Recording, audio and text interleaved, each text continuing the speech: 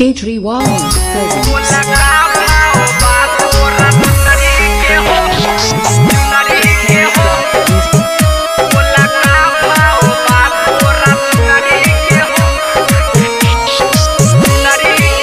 आप सुन रहे हैं संजीव यादव और ऋषिता राज।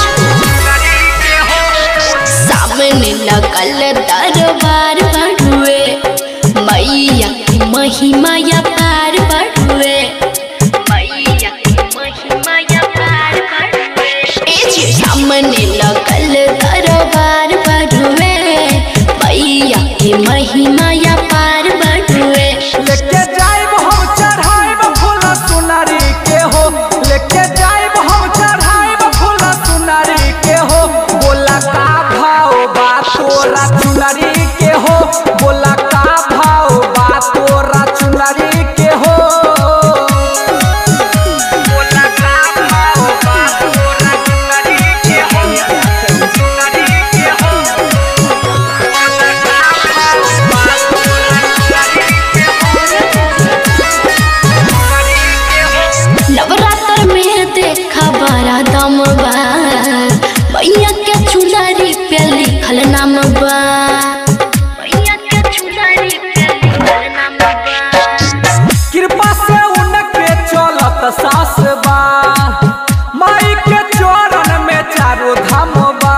चल पूजा करब माई दुलारी के हो, चल पूजा करब माई दुलारी के हो। बोला का भाव बा तोरा चुनरी के हो, बोला का भाव बा तोरा चुनरी के हो।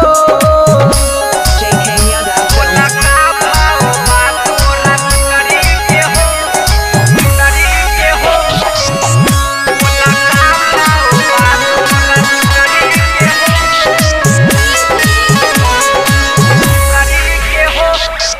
धीरज राइटर ऋषिता जी, संगे में जाई यादव संजीत जी, संगे में जाई यादव संजीत जी।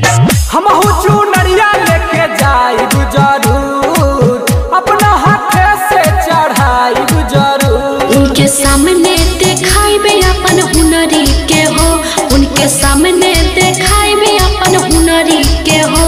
बोला का भाव बा तोरा चुनरी